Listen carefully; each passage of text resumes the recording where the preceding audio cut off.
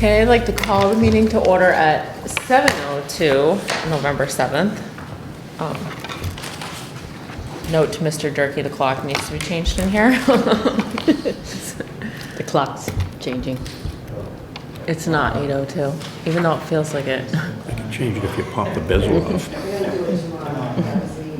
Yeah. Oh, okay. I saw that.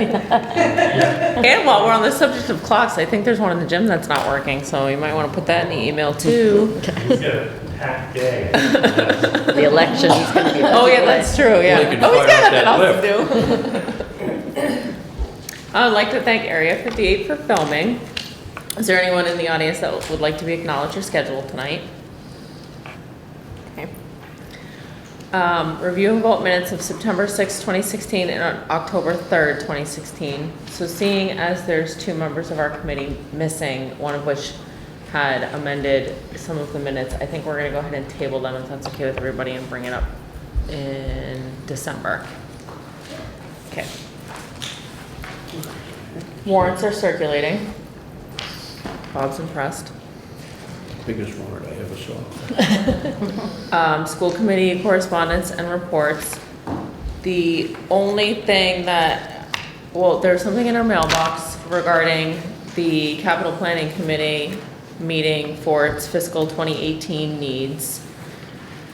So our liaison, should be contacting the town in a few weeks to talk about fiscal year 2018, which she's not here tonight, which is Casey, she's our capital planning.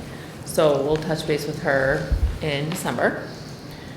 And the other thing is I spoke with Charlie briefly about putting the meetings on the fire station board. And he said that he would do that from here on out, so that shouldn't be a big deal. Unfinished business, I don't know if we have an update on the energy efficiency projects, or Christine, if you heard anything about that debacle. I think Linda was the information on what we're paying for that project. Yeah, I have no information I can share against the town as well as the energy consultant they use, and actually forwarded to them their emails that gave me the information of what the amount is going to be, and then the final amount far exceeded that. So I've asked just to close out documentation of how we got from the estimates to that final point. I have not heard back from either one yet. okay, I will continue to reach out to them. okay, thank you. Well, New business? Anybody have any? No. Future agenda items. Linda had asked me about putting something on the agenda coming up regarding the social and emotional learning that's going on at the elementary school, like the new program that's sort of been underway. She didn't really give me any specifics, like I said, she's not here tonight, but maybe she can email and we can maybe put it on the agenda for December, just Happy to to. talk about it a little bit. Thank you. Report of standing committees, policy. I can either address it now or it's listed under me, whichever you prefer. Okay, we can do it later. If you Okay. wanna just go That's all fine. at once. Negotiations. I have received an email from the Halifax Teachers Association regarding opening collective bargaining agreements. I briefly just touched base with them, like acknowledging the fact that they wanted to open negotiation, and I reached out to the Board of Selectmen, asking them about who the representative would be moving forward. I have not heard back from them yet, but I just reached out to them this morning. So hopefully within the next couple of weeks, we'll sort of begin that process. Great. Pilgrim Area Collaborative. Casey's not here tonight Casey's to not talk about that, so. Youth and Rec. Youth and Rec has had 2 5th and 6th grade dances, both were well attended. They're running some after-school programs, both the after-school gym and the after-school art program. And basketball is starting up, so the gym's going to be busy. PTO. Last meeting was October 21st. We just wrapped up the book fair, which was very successful. We had a discussion about doing the Mass Pass fundraiser and decided instead to do a new coupon book called Kid Stuff. Everybody felt that the coupons in it were better. We're currently running an apparel fundraiser, lots of Halifax apparel. The website is ScottTees, SCOTTEES.biz. To order, all the orders are being taken online by credit card and delivered to the school. Breakfast with Santa, which is the PTO's biggest event fundraiser, is on 12/10, was set up on 12/9, and there's still unlimited volunteers for that. Two ongoing fundraisers are the box tops and the textile recycling bin at the recycling center, which takes everything, shoes, stuffed animals, anything as long as it's clean. So that's there in the box tops. And the next meeting is November 16th at 7. Okay. Do you know if you or Linda are going to that meeting? Okay. Capital budget? Yep, we haven't heard from them. Yeah. So we'll have to meet with them moving forward. And building and safety is, okay. Admin review? I think there's a meeting on the 16th. Okay. Follow-up meeting was scheduled from the last meeting, Okay, November 16th at 5 at my office. okay. Union 31? We did not meet, right? No, we did not meet. Mr. Beaudry, you're up already. Yep.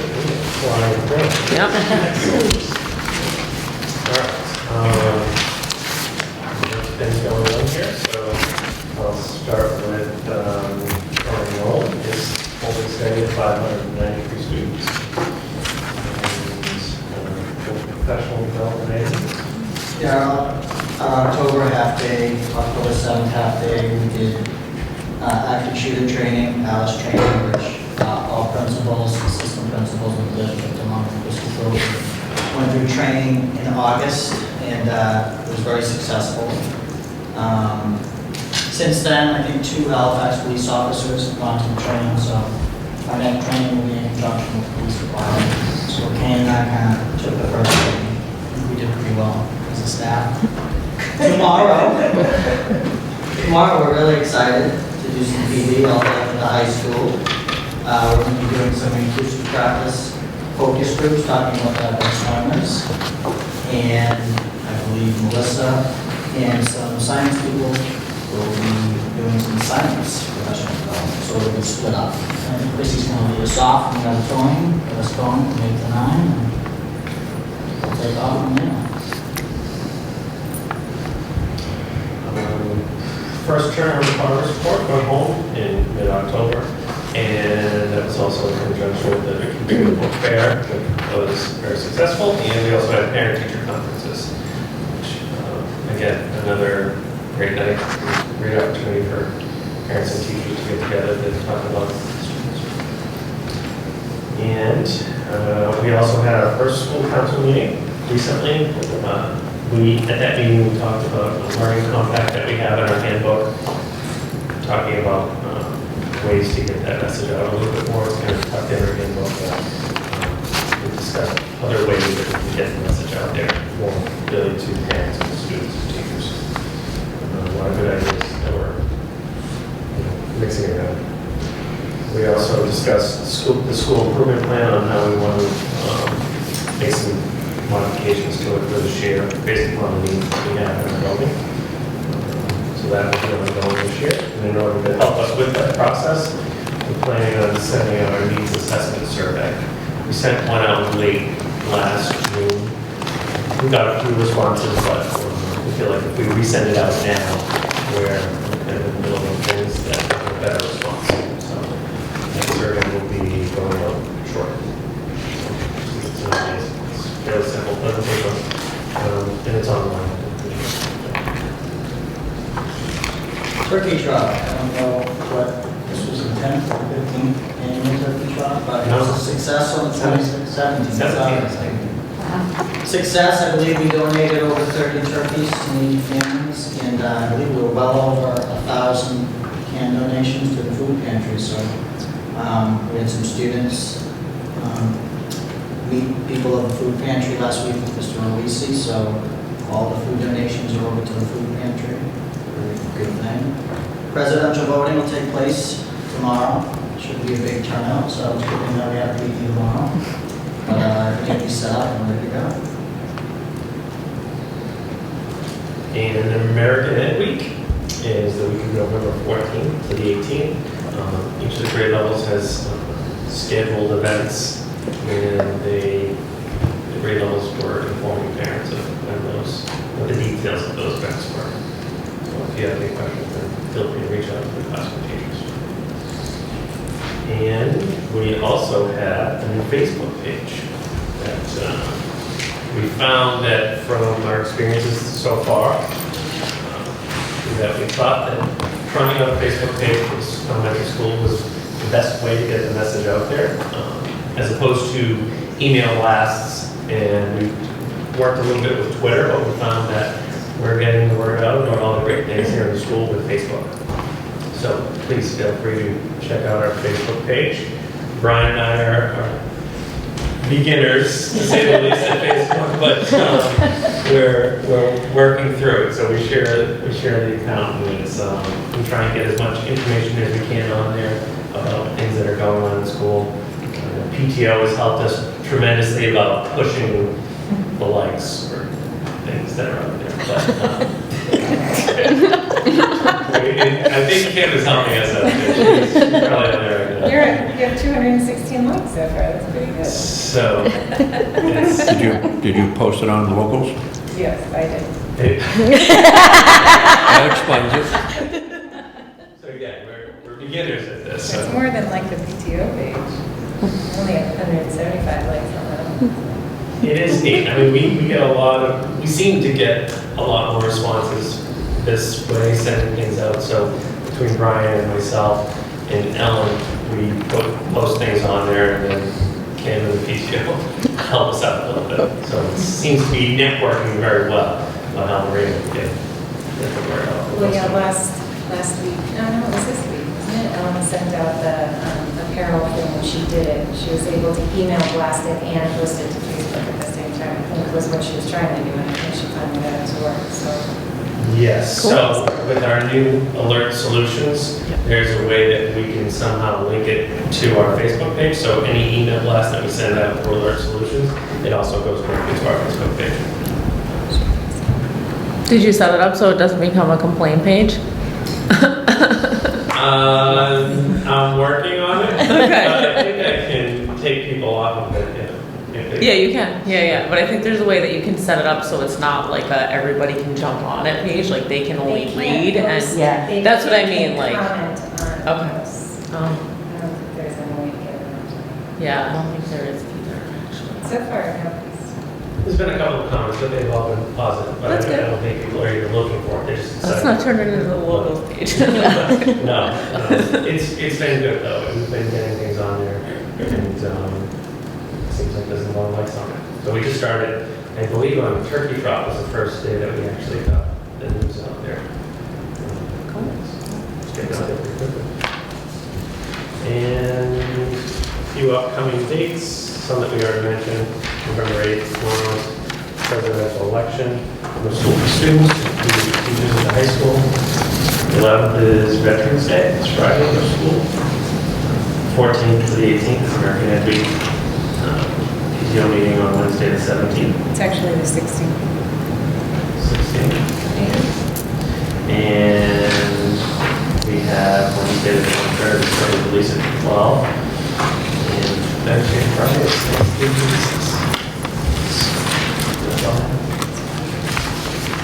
Okay. Christine Healy, you're up. Once again, we have our new financial planning accounting system. Fortunately, there isn't that much activity to be going on just yet.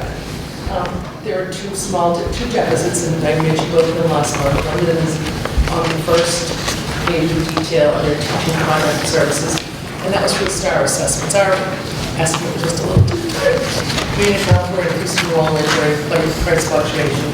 So we'll learn from that mistake. And then the other deficit is on page 2 of the detail, it's the electric account. Right now, it's being $12,000 based on us paying that full amount of the electric surcharge for the lighting project that is completed. If I get new information or better information, I will make an adjustment, but as of right now, that's where we start to. And I mentioned I reached out to both the town as well as the energy consultant, just to get some clarifying information so that we all can know the story. And the only other thing I want to mention is on the very last page, the district location up. We're projecting a surplus right now of approximately $55,000. We budgeted for 5 students, 4 ended up attending. So we have savings from that tuition as well as we have savings of transportation. Again, we have just the right mix between our students going and Millborough students because we share transportation with them. Then we have some reduced costs this year. So that's what we're expecting right now, unless there are any changes. That was it. Are there any questions? All right. Thank you. Ms. Grable, would you like to give us your presentation? Sure.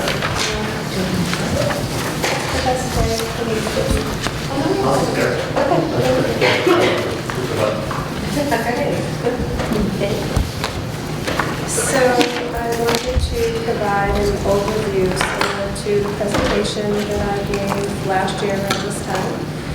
Just taking a look at where special education services are for Halifax, but for the region. So I just started the presentation with an explanation or a definition of what special education means or looks like. I think a lot of people are familiar with what special education is, but just to point out that it is a set of specially designed instructional related services that helps to equal the playing field for a student that has a disability so that they have equal access to the curriculum as their non-disabled peers. To qualify for services under an IEP, our special education teams need to determine if a child has one or more of the following disabilities, and I wanted to list them for you. So when you hear conversation about IEP teams, the IEP teams or special education team is charged with the responsibility of determining whether or not for educational planning purposes a child has one or more of the disabilities that are noted there, and that is reflected in both state and federal regulations, and a complete description of all of those are available at those sites. What I did was reflected back on the presentation that I gave you at the beginning of last school year. I wanted to provide a comparison of the profile of the students within the region that are receiving special education services. So as you can see from the totals down there, we've gone down just by a couple of numbers. I'm sure that may have even changed today. It is certainly fluid. But looking at Halifax, for example, last year at this time, there were 118 students that were receiving special education support services through IEPs. This year, we currently have 140 students in Halifax that are receiving special education services. And again, I wanted to give you the comparison for the whole region, but I'll be spending the next couple of moments just to really hone in on Halifax, and I can address any questions that you have on any of the slides. So this is looking specifically at Halifax, looking at an overview of students by looking at their placements. So in this building, in Halifax Elementary, of the 140 students that are receiving special education services, 86 students are physically in this building with IEPs and receiving special education supports. Last year, that compares to 76. Okay. In the town of Halifax, you have 17 students currently in our Silver Lake Integrated Preschool program. So that is a program that serves students either through, as they're turning age 3 from early intervention or from parent referrals, and right through kindergarten. So at present, you have 17 students attending the integrated preschool. In our substantially separate programs, which I'll get to a little bit more detail on in further slides, last year you had 6 and you currently have 11 students. And again, I'll talk more specifically about the substantially separate programs that are located off-site to this building in just a moment. And we also have a category of placement for students that are out of district. So for students that, for one reason or another, we were not able to meet their needs within the town of Halifax or within our programs that might be located in one of our other regional school districts. So last year you had 26 and that number has stayed the same. Okay, I do want to note that even though it stayed the same, we've had 3 students return to Halifax from various out-of-district placements, but we also had 3 additional that went out. So the 26 stayed neutral, but I did want to point out that the success that the students were having in their out-of-district programs brought us to a point where we were able to return them to the public setting, and that's a fantastic goal that we have for all of our students. So there you can see the total of 140 students receiving special education services within the town of Halifax. I broke down the out-of-district placement numbers because I think that that is of interest to people. There are different types of placements that we can provide for students. Least restrictive is looking at maybe another public school, a neighboring community that has a program that, say for example, we just don't have. So we currently have 3 students that are in another public school, like it could be Hanson or Carver or Pembroke or at any of the neighboring schools. They just happen to have a program that we don't have. So we have 3 students that fall in that category. The other category of placements are collaboratives, and we've talked a little bit about PAC. We have a member of school committee that is on the PAC operating committee board. PAC, Pilgrim Area Collaborative, that's one of the area collaboratives.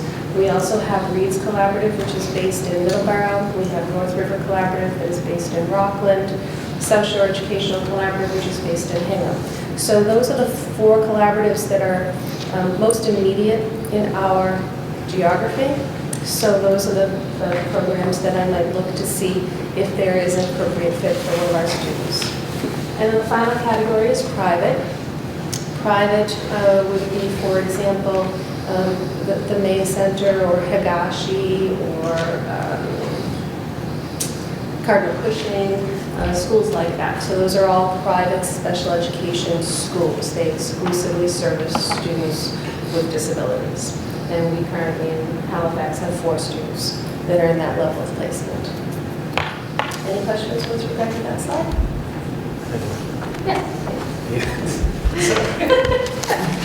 The out-of-district, that's not just K to 6, is it? Those 26 placements, is that K to 6?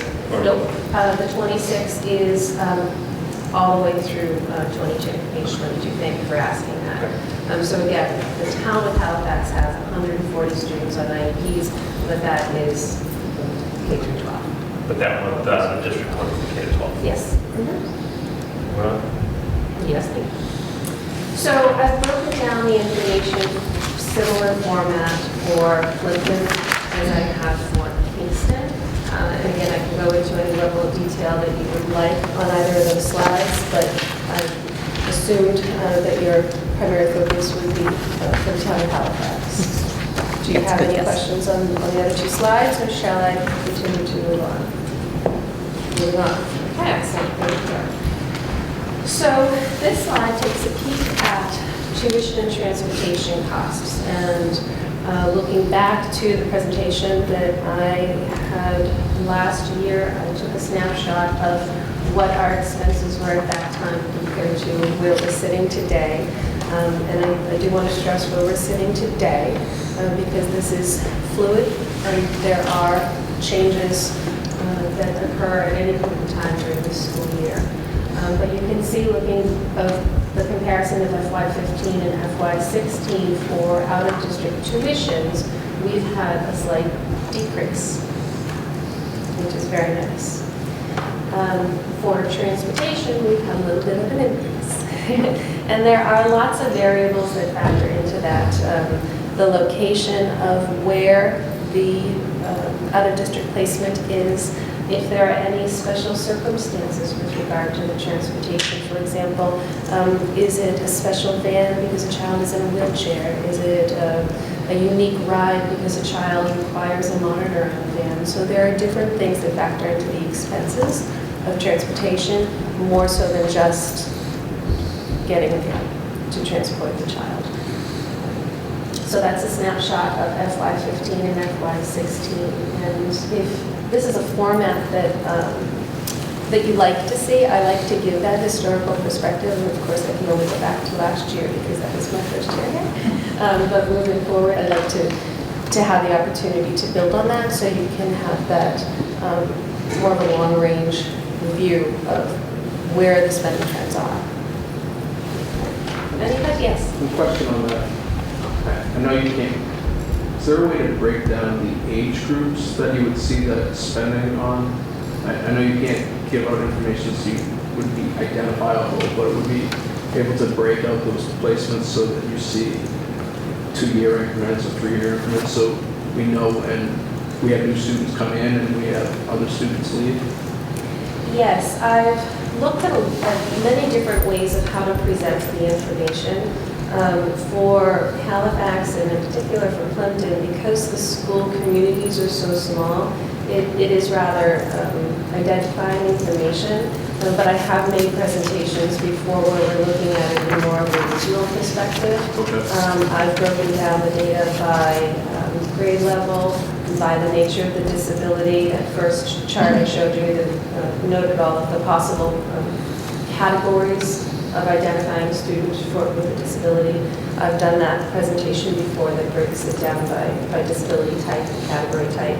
So there's a lot of different ways that I can present the information, but I'm also very mindful of the confidentiality piece of it. And like I said, with only 26 students in the town of Halifax that are out of district, I would worry that it might be a little bit too identifiable. But I can certainly reflect on how to bring that back to you as a larger presentation from a regional perspective. Just the forecasting aspect of doing budgets. I know we're going to talk about the next month.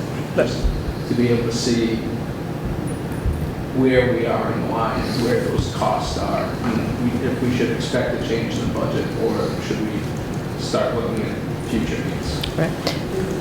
Just to add, if I may, if you go back to the page where it says Silver Lake Integrated Preschool, you'll notice it was 10 last year and we have 17 now. So, you know, we normally leave spaces anticipating 3 extra. We already gained 7.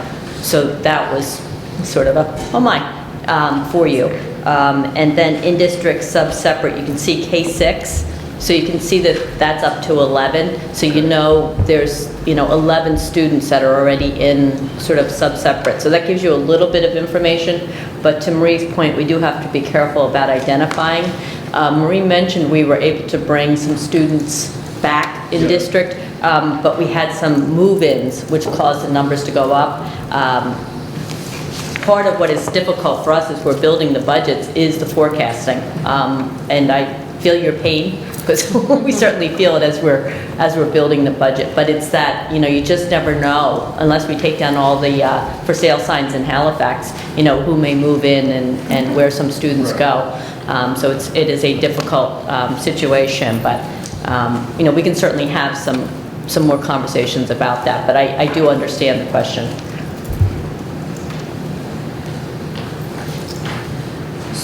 So now that we've sort of highlighted some of the expenses with regard to tuition and transportation, the next slide that I've prepared for you is to take a look at what are some of the supporting reimbursements that come through from the Department of Education to help us offset some of the costs of our more expensive out-of-district placements.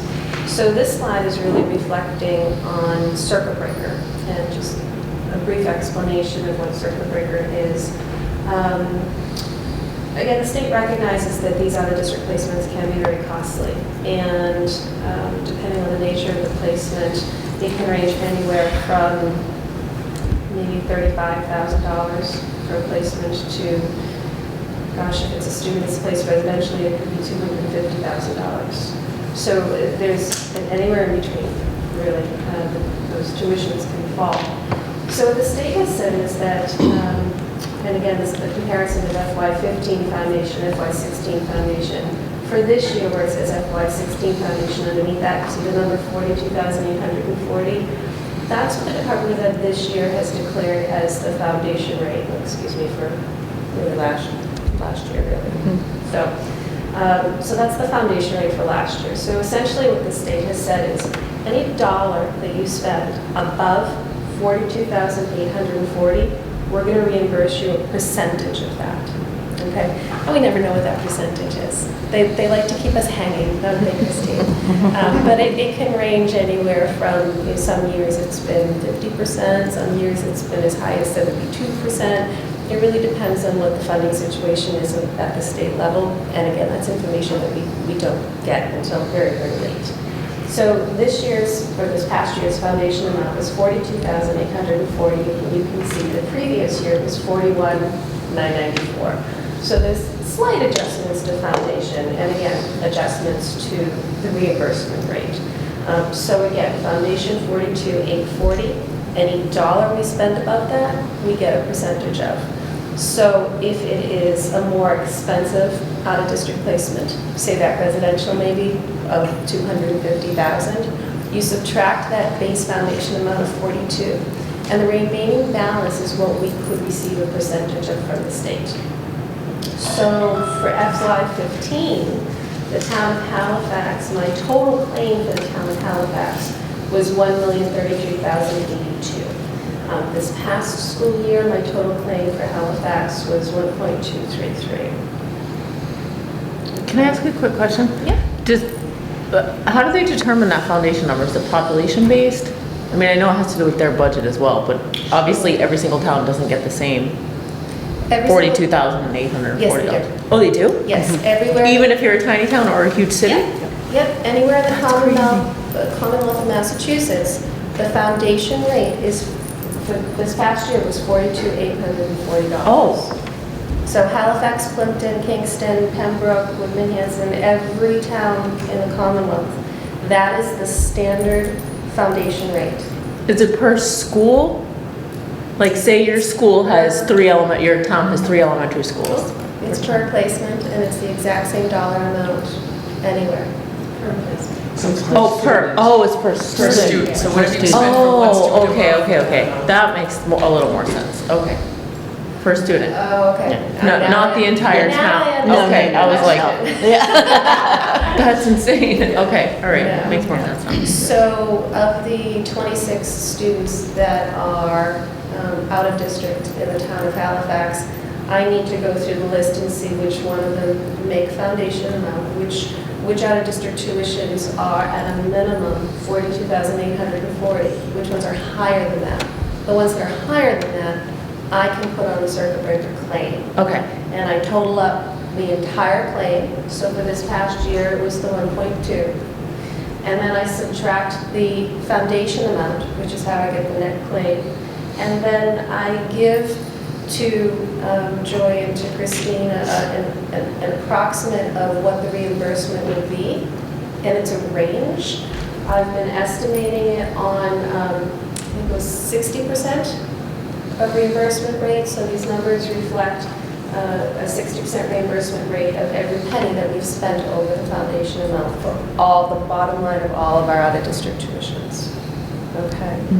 So for FY15, our reimbursement was approximately $350,000 that we applied toward the tuitions. Does that make sense? Question? Does that cover transportation costs as well? It does not. We apply it directly back to tuitions. And there's plenty. Transportation's not covered. So then there's no reimbursement for transportation? No, Okay. unfortunately. lovely. Yes. Any questions? Circuit breaker can be kind of complicated. Christine, is there anything that you wanted to add? I think you hit the highlights.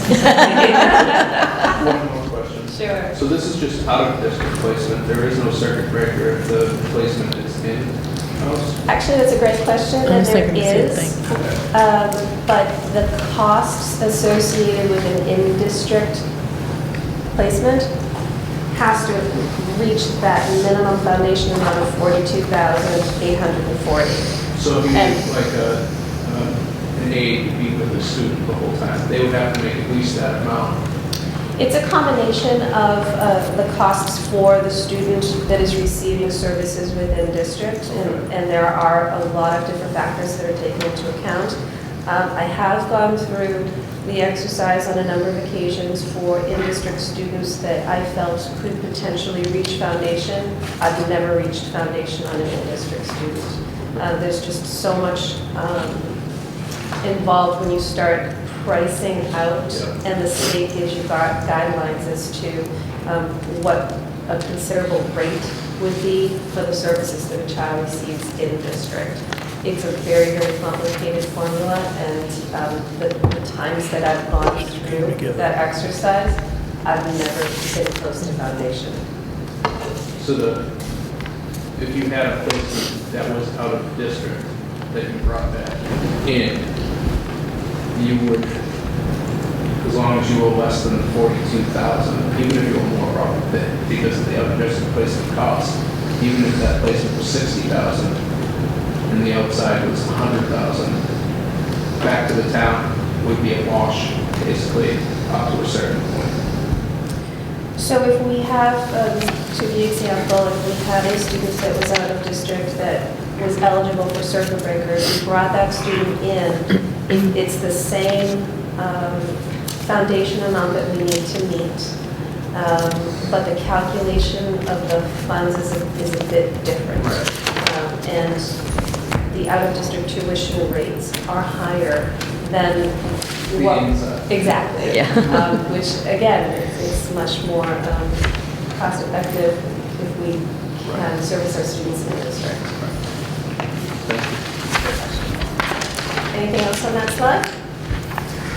So circuit breaker is one avenue to help support special education costs. Another one is through the grant and entitlement grant that the state provides to us. It's just coded as a 240. It doesn't have any sort of special name. But, grant 240 gives us some funding to help support the special education services for our students in district.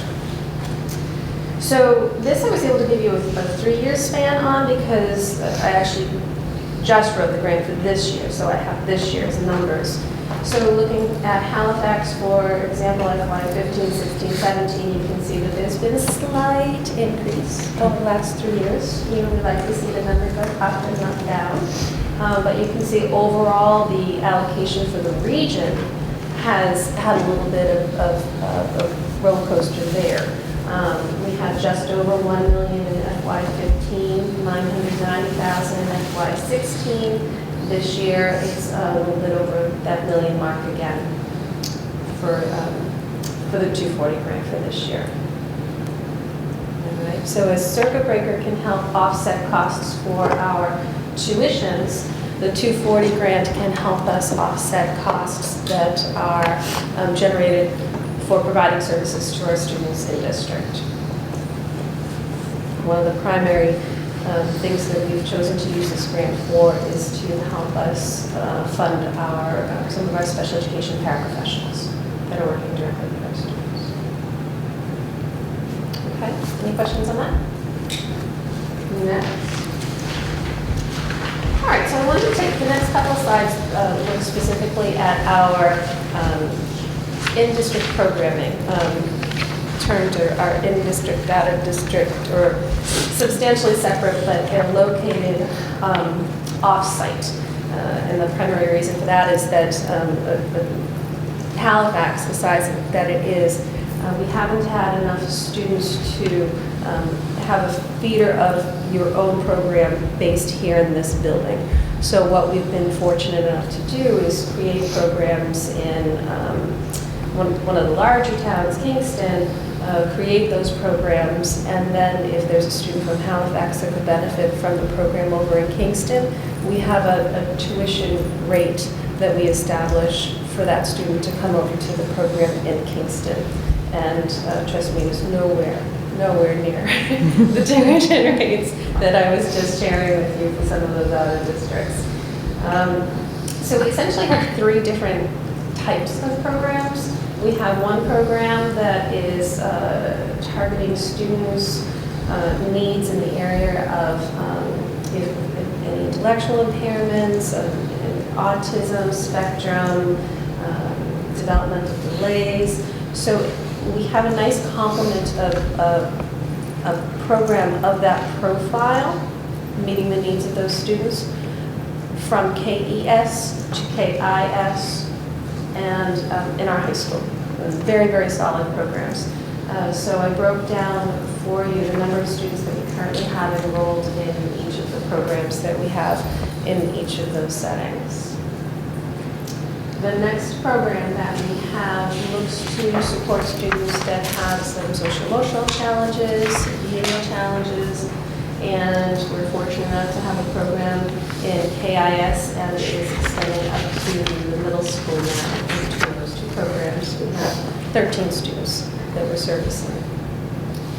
The final program is our brand new language-based program that I introduced to you last year. I'm absolutely thrilled that we have the opportunity to have a language-based program in the region.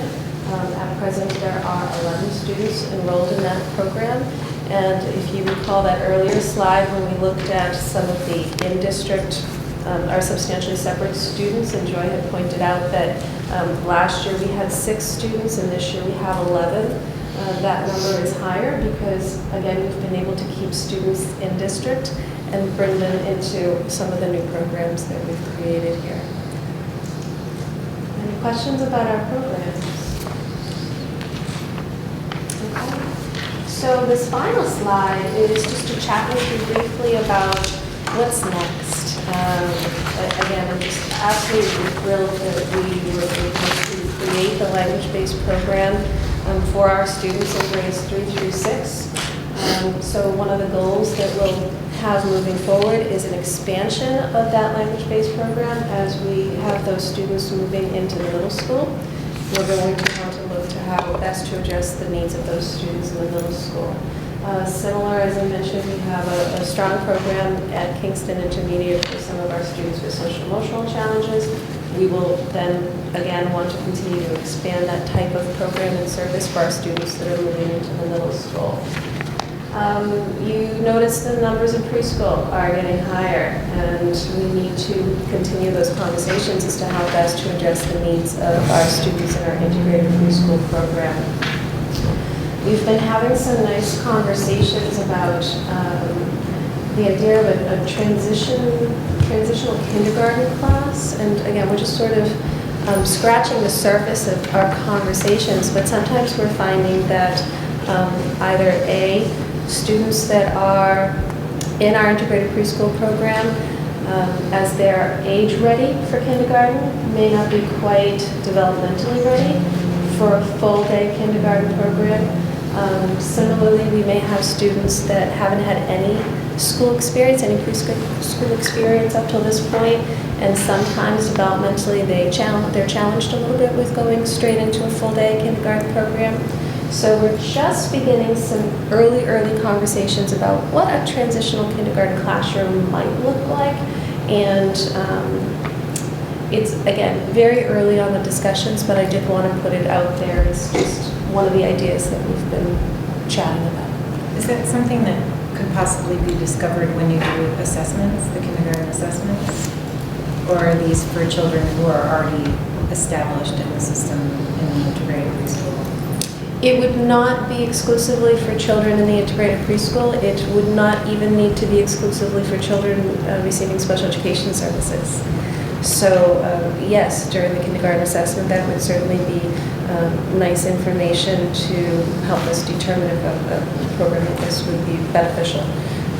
And again, we're looking at it from a regional perspective, from a town perspective, very, very early on. Any thoughts are welcome. I have a question about that. So sometimes you have like kids that are coming into kindergarten are on the older end of things and like where their birthday falls, and some are on the younger end. And I know that in some cases parents have the option to sort of like wait another year before they put their child into kindergarten. Like, I mean, obviously these are kids who don't have per se needs, I guess, that can be addressed in a special education kind of a way. So, I mean, is that also part of the, okay. Yes, so this could be an alternative to some of the families, as you just described, that felt maybe they should wait that additional year before they send their child. Maybe this type of a classroom would be a good fit for them.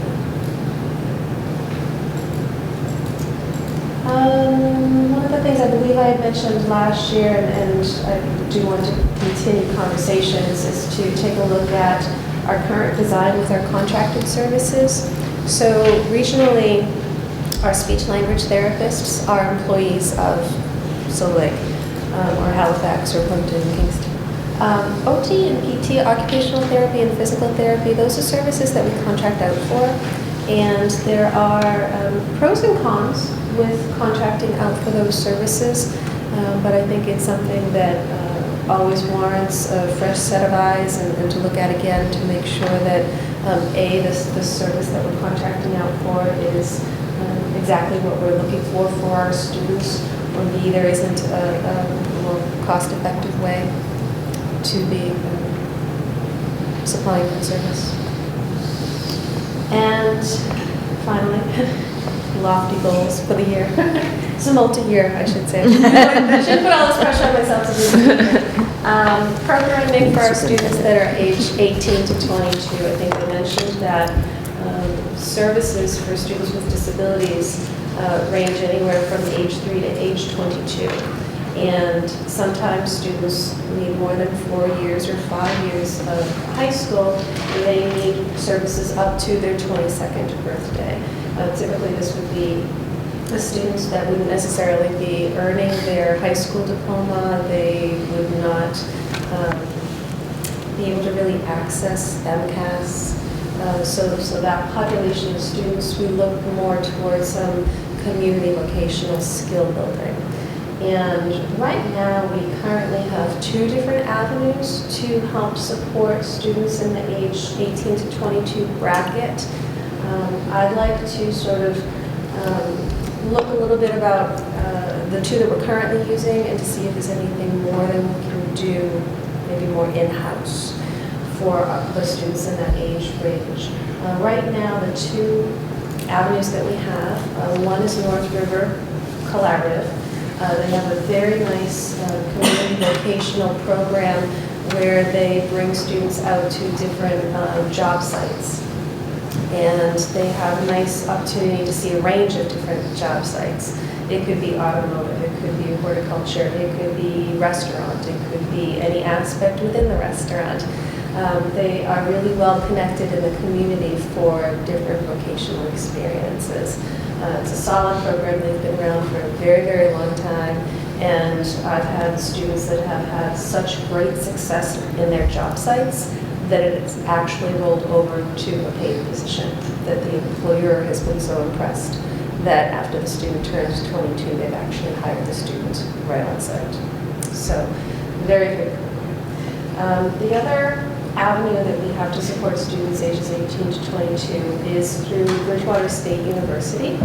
It is a grant program called the ICE program, and let me see if I can remember, inclusive, concurrent, education, enrollment. I knew it, inclusive, concurrent, enrollment. So this allows a child with an intellectual disability, or an adult, I should say, because they're 18 years old. It allows that student an opportunity to navigate a college campus and to take a class at a college campus. And it is quite an outstanding opportunity. It's a program that is grant funded, as I said. There are several school communities in the area that participate. Actually, we just got a letter today that was announcing the renewal of the grant, but just in terms of area schools, we have North, Attleboro, Norton, Weymouth, Carver, Marshfield, Brockton, Hanover, Easton, Pembroke, Fall River. For regionals, with Hanson, Bridgewater, Rainham, Dayton, Hobart, Silver Lake, and Old Rochester. Oh, and Lakeville, Pilgrim Area Collaborative. So it's quite an impressive program, the grant program. It hasn't been around for too long. but the services and the opportunities that they provide for our students is really outstanding. Any questions about any of that I've presented? I have a question. Future goals discussions. Has there been any talk about a program for social emotional for the younger students? We have chatted a bit about that. We have. As I said, right now we have a program based in Kingston Intermediate, so it's for grades 3 through 6. But we recognize that the social emotional needs of our students are definitely even at a much younger level than that. We've been having ongoing conversations with the best way to address that need, and it does seem to be a growing need. I think the professional development opportunities that we're having with inclusive practices and with social emotional programming for our students will help us to try to address those needs. But it has most definitely been something that has been discussed back and forth. It's just a matter of looking at our base population. As I mentioned before, do we have enough of feeder population that the timing is right to create the program? These are things that anytime I present to you an idea to start a program, I want to make sure that it is built with fidelity and that it can stand the test of time. And a lot of work and research went into my proposal for the language-based program, and it is meeting with tremendous success right now. So any of the programs that I chat about in terms of creation or expansion, they're all very detailed and thought out. And most definitely that is on our radar. Thank you. Thank you. That's it, thank you. Thank you.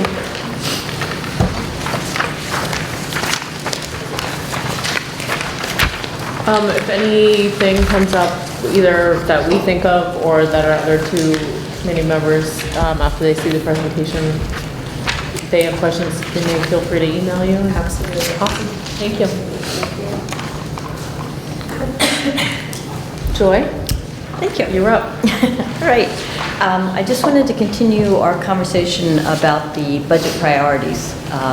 We started talking a little bit about it last month. I gave out a timeline. Sort of November is our time to discuss what we see as the priorities for the Halifax Elementary School.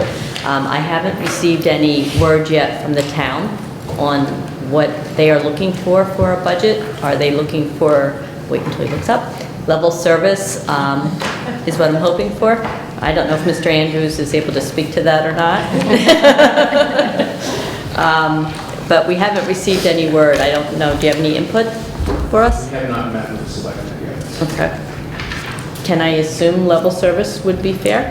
I would assume so. Okay, fair enough. So we're going to assume it's level service. And I'm just asking the community, the committee, what they would like for us to prioritize. At this point, we're really proud of some of the changes that we've been able to make within the school. I think Kane's really worked hard to the look of the building inside, the colors certainly pop. And, we've been doing a lot more upkeep that we really haven't been able to do. We have successfully received the MSBA grant. We have met with them, and I can go through a little bit with the contract.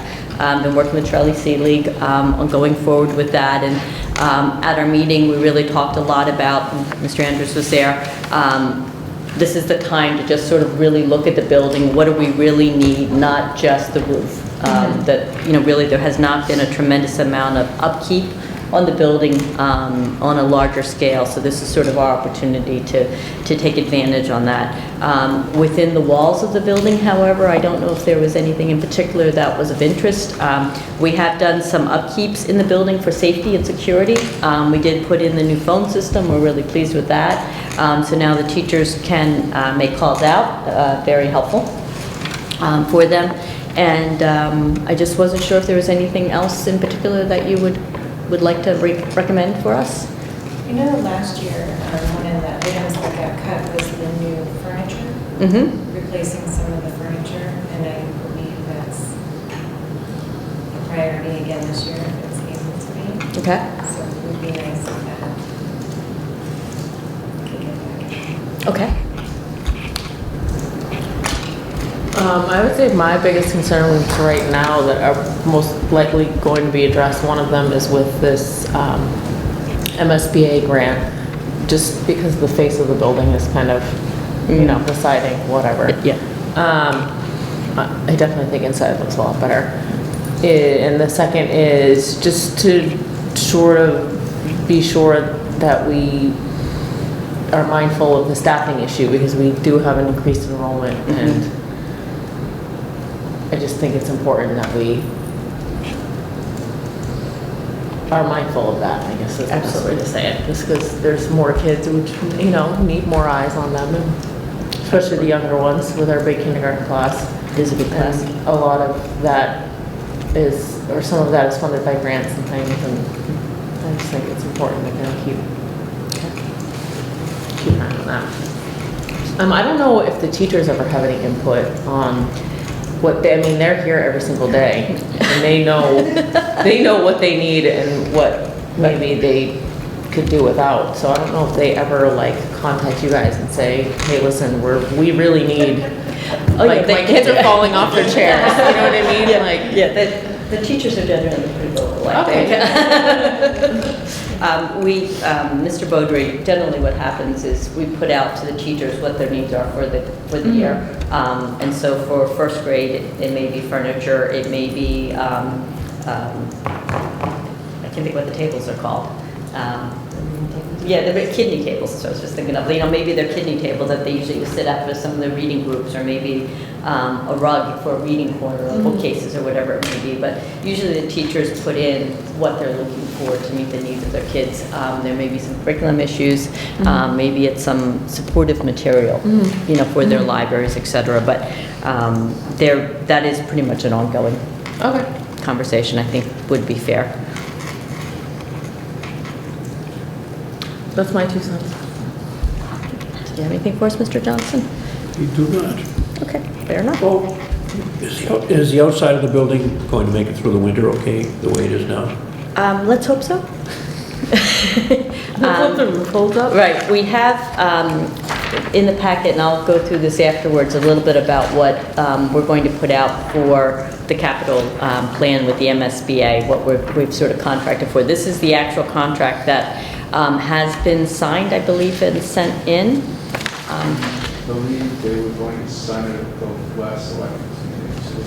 Yeah, I believe it has been signed and sent in. So this will give you an idea of some of the things that were going on. The outside of the building is definitely in rough shape. Rather than spend money and sort of waste it, what we've sort of realized is that it's best to really deal with it once for all rather than sort of Band-Aid it. Yeah. So that's sort of the approach we're taking and trying to work from within at this point to make the inside of the building, because the outside is really just a full-scale redo at this point is how we're seeing it. So, but we will be continuing to look at it. You may remember we did purchase the science with K through 5 that we do have in district, and that's going very well. We've got that as part of our PD day tomorrow. Grade 6, we will be looking at it. That's really the only curriculum initiative that will be happening. So that textbook line shouldn't be quite as high next year. Just so you know, that shouldn't be as much of an issue. And we will, Mr. Beaudry is going to be kind enough to have everything in by November 15th. So he's first up. No pressure at all. And also Halifax will be our test with our new system. You may remember that we talked about we have a new accounting system. So we provided training 2 weeks ago, a week ago, a few days ago.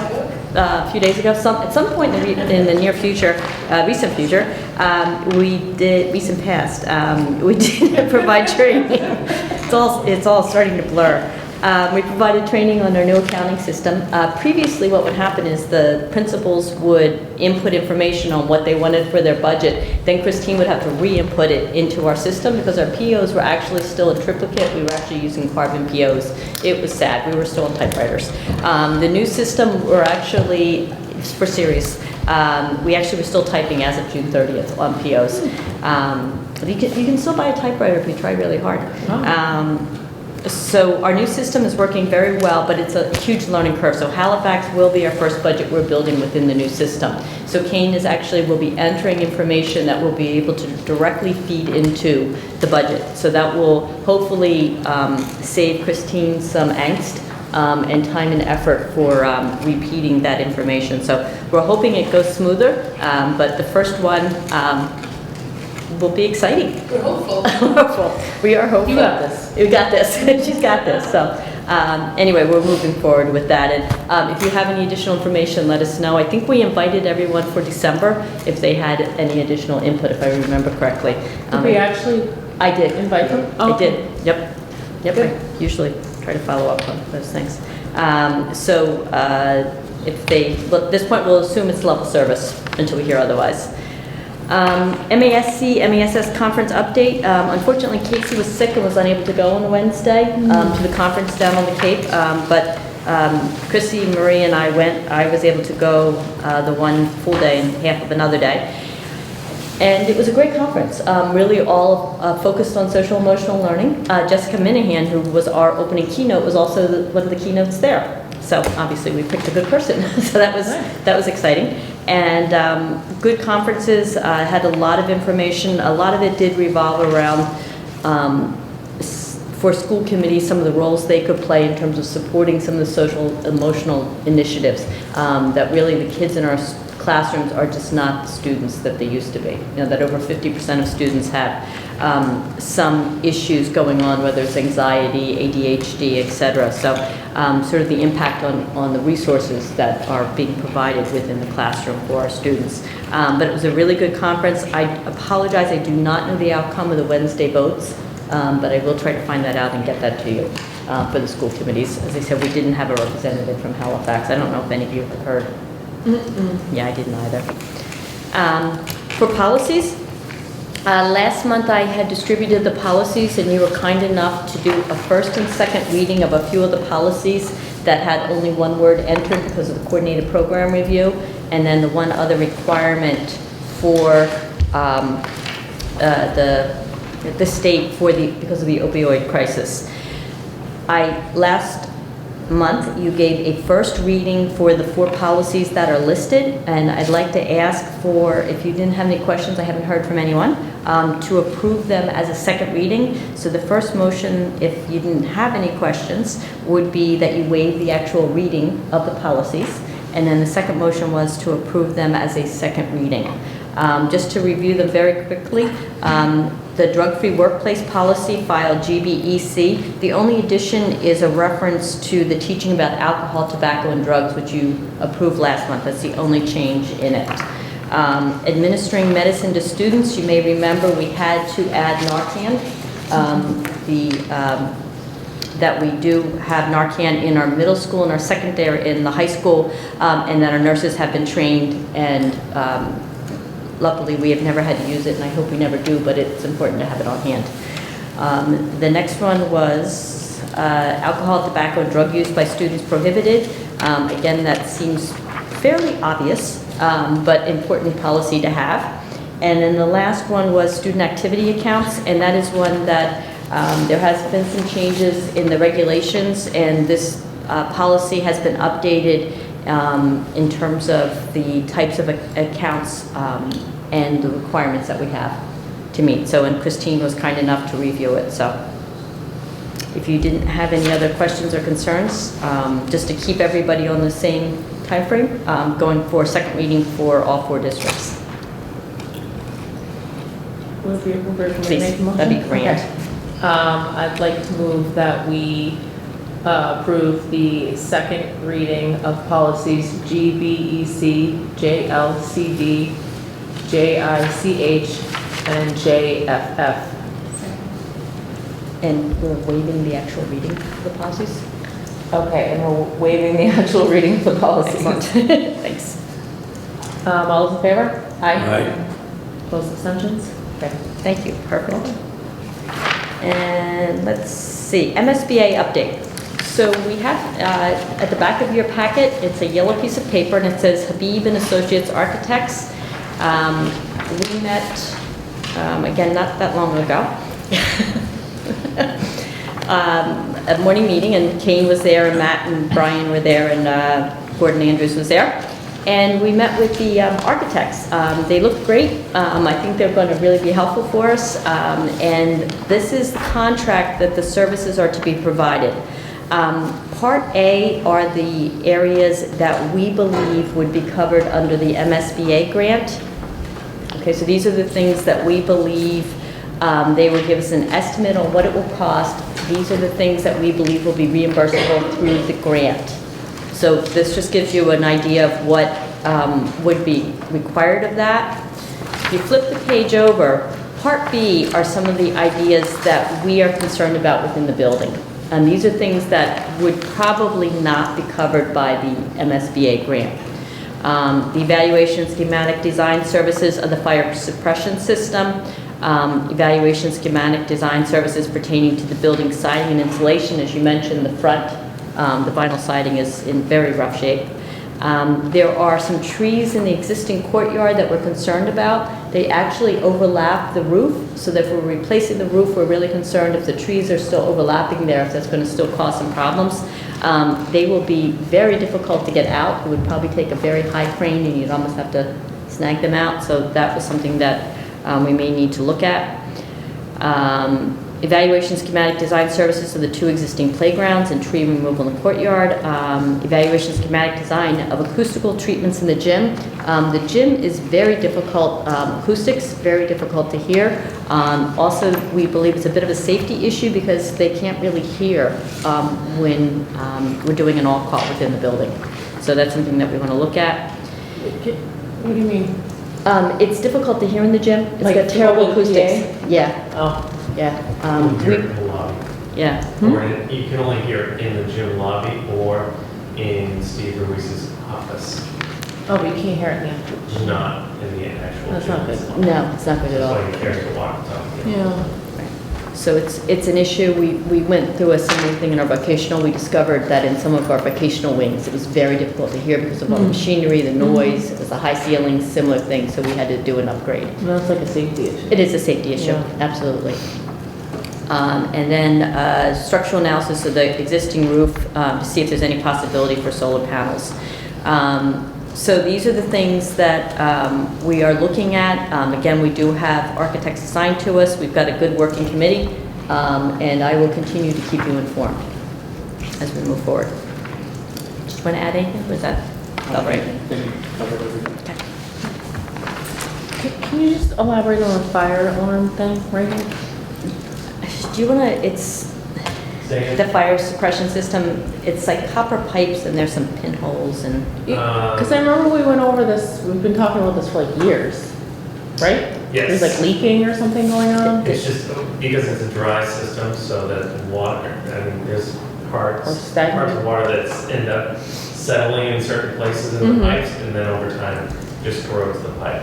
So I want to say Matt's first year here 2 years ago, there was a big section that was replaced right Mhm. back here, just because we couldn't keep up with, some of the corrosion that was happening. So he got prices on replacing certain sections throughout the building. But here, when we were talking at the meeting, we thought that this would be a good opportunity if we could put it in. It isn't that it's a safety issue that the students aren't safe in the building. Right. I want to make sure that's not Right. at all what's being implied. It's Right. just that it's an older system that there's becoming some leakage from it because, as you said, it's a dry system.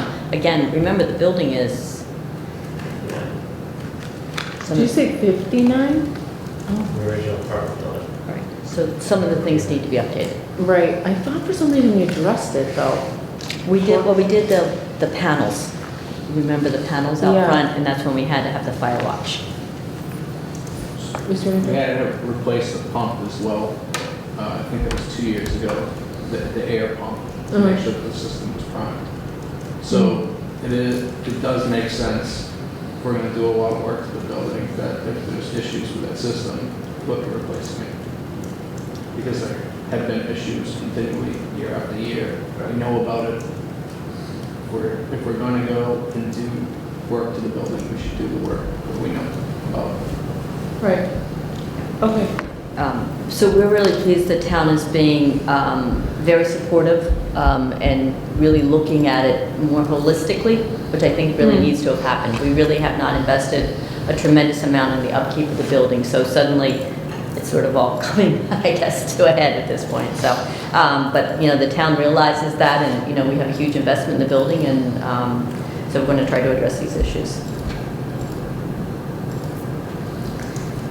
Anybody have any other questions? The last thing I had was digital report cards. So one of the things that I have really been trying to push in all the districts is to try to go a little bit greener and to not, although you wouldn't know it looking at all these papers in front of me, sorry, is very poor example. Is to try to go a little bit greener on some of our paperwork that we hand out. And that's been something that we've been trying to do throughout the districts. At the high school level, last year we did digital progress reports as a test, and it was very successful. So this year, the high school is going digital for report cards. So that's pretty exciting. The middle school will be getting a digital and a hard copy of the first report card as sort of a test, so that they can test it. Oh, thank you, and digital progress reports. So for the elementary level, we don't have PowerSchool. The teachers aren't actually technically using PowerSchool for the grading system, which is how the middle school and high school students, parents access the students' grade. It is awesome. It's a little different on the elementary level, but one of the things, because of our new alert systems, which is our way of contacting parents by email, by phone. It's our new contact system instead of Blackboard Connect. We actually can send the report cards to parents by email. What would happen is parents would get an email, and it is tied to the student's ID information. It's called a SACID number. We have most every parent's email. We would need to confirm that they're all accurate. You would get an email, and it would say that your report card for, if you have 2 children, it would be 2 separate emails so that you would know which one is each email. So, may I use your children? Yeah, okay. sure. So, Summer would get an email that says, Tyler's report card is ready. Please enter his birthday to access it. So there's a PDF attached, but it's locked. You cannot unlock it unless you enter the proper password. The proper password, is month 2 digits, 06, whatever, day 2 digits, year 4 digits. Then it would unlock, and there would be the report card. But it cannot be unlocked unless you correctly enter the password, which is your child's birthday. So that we have the capacity to go digital on report cards. I'm really excited about it. I'd like to do it as a test so that we would still send out a hard copy in December, which is the first elementary report card. And then about a day or 2 later, you would get an email and you would test to see and unlock to make sure that we can successfully send this out. I'd like to do this in all 4 buildings, elementary buildings. For parents that do not wish to get a digital report card, they can just let us know. We'll make sure to send out a note and find out, if they have a problem with getting a digital report card. Some parents don't have email, but I have to be honest with you, it's a very rare situation at this point. Most everyone has some form of it. I think it's a great tool for parents, but more importantly, it's critical to our schools. I cannot tell you how long it takes to print out all the report cards and to fold them, get them in the envelopes. It's a huge amount of time. It's wear and tear on our copiers, and it's something that I think will simplify our lives, and I think we'll get the parents the information in a timely fashion. Dave Murphy, our student information specialist, sent me an email with the locked one, and I was I was like, wow, this really works. It was great. So he actually sent me a fake child, and I got to test it, and it works great. So I'm excited about it. I think it's been successful in the secondary level, and I'm confident it'll be successful in the elementary level. Again, we're trying to move towards doing this more. It provides cost savings, it provides time savings, and I think provides a lot of stress savings in terms of the schools trying to get everything ready. Yeah, I'm excited about it. Again, I think this will be our test. I know anything new can be difficult, but again, that's definitely what's happening on the secondary level. I think the elementary is ready. I think this is a nice way to start. We won't be doing the progress reports yet digitally because the progress reports are not set up with the same code yet, but it's something that hopefully over the summer we can renegotiate that and have them ready for next year. But the report cards are absolutely tied with the student's number, so that'll work. So I just wanted to let you know that. So again, hard copy first. About a day or two later, part of it is because David Murphy's on vacation when they come out. When he gets back, we'll get those out to all the elementary parents. We'll be sending out an email or some information to parents, probably from a variety of sources, phone calls, etc., to let them know. And then if there's any questions or concerns, they can check in with us. But it's going to be our first test, but I think it's going to be a good one. Again, I think the time has come. I have two questions. Sure. One, there's the PDF of the report card. So, like, if a parent wants to save their child's report card, if they can download it to Absolutely. their computer, and then they can print it if they want. And they Absolutely. can have their own hard Perfect. copy. Yep. Okay. My second question is the report card the only thing that they're going to be able to access via this correspondence, I guess? Yes, it will be one document attached. Okay. It's a very So that's it. So that's it's not Nope. Okay. Nope, that's it. It's very simple. It will just be the report card. Excuse me? I might still have it. Okay. Yeah, again, the progress report. But it's not like somebody could get in there and get access to the student's file. Oh, no, not at all. Linked to Nope. that. It's Nope. just the actual report card. It's literally a PDF of the Okay. report card. I Yeah. can show it. Yeah, it's very interesting. Again, the elementary is not tied into Power School the way the secondary is. At some point, hopefully we can get there. For the secondary level, and you'll know this, I guess, in a year, right? Mm-hmm. Yeah. On the secondary level, and I'm sure Kim and Lori can both actually speak to this, but on the secondary level, you can actually go in and you can see your child's assignments. You can see how they're doing. You can see if they handed them in. Nice. I get alerts on my phone when I'm every morning I can see what your grade is. Yeah. So it's kind of great. It is. That's yeah. cool though. It Because then if is. they start slipping, it's like, Yeah, the kids are thrilled with it. yeah. Yeah. Okay. So it's where we are on the secondary level. We're not there yet on the elementary level. I'm not sure we're going to get there in the very near that's future. understandable. But this is a very good start for us, and I'm Okay. excited about it. And again, I think it's going to save time and energy Yeah. and funding, which is really sort of ways we're doing it. Kids losing them on the way home. Absolutely. Yeah. And everything else. Right. So so right now we sign the envelope and send it back to the school. That's how the teacher knows that we actually received it. Does it alert the school that it's been unlocked and viewed or something? How do you know the parent has seen the report card? I think that was in the conversation that the school can tell if it was opened. Okay. Yeah. And we don't, we. There has to be a way, I would think, obviously, if you go to a parent-teacher conference, you're Right. gonna say, And we I have never always received had the it. best return on the envelopes from what I Oh, I'm understand. sure, I'm A lot sure. of parents have changed their passwords.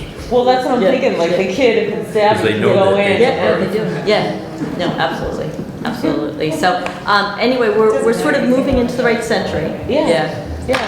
yeah. Yeah, we're moving Okay. into the right century. I'm excited. Hopefully it will be successful. I think we're moving in the right direction at the right pace for elementary. Yeah. So, Joy, may I ask a question? sure. So, if, I know this will be successful, eliminates copies, the following year's teacher wants to look at somebody's report card because somebody's struggling in an area, would they have access to get in and look at it? Because now we have copies in the file. I think we're going to still have the end of the year a hard copy in the student's file. That's what I believe at this point. But that's a good question, because I was thinking the same thing, Marlene. I don't think we're going to need to do all quarters, but the final one, which would have the whole year's grades on it, I think we'll probably still have a hard copy in the student's file. Okay, thank you. I don't think we're going to be quite there yet, but it'll be a pretty big move for us to not go through all that we're going through right now. Good question. Thank you. Okay, That's all I had. all right. Thank you. Nothing from you tonight, huh? No, we had Marie this. She Like, just like there's enjoyed something it. missing. She enjoys coming so much. She still came. I told her she had the night off. Aren't you sweet? Okay. We don't need executive session tonight, correct? We do not. Okay. Just a few days to remember, just to sort of reiterate what was discussed earlier. Tomorrow, there's no school. November 11th, there's no school to honor Veterans Day. The 23rd of November is an early release for the elementary school that means released at noon, and there's no lunch that day. Thanksgiving recess is the 24th and 25th, and December 5th at 7 p.m. is our next school committee meeting. Thank you. And with that, would somebody like to? Motion to adjourn. All those in favor? Aye. All right. Good job, kids.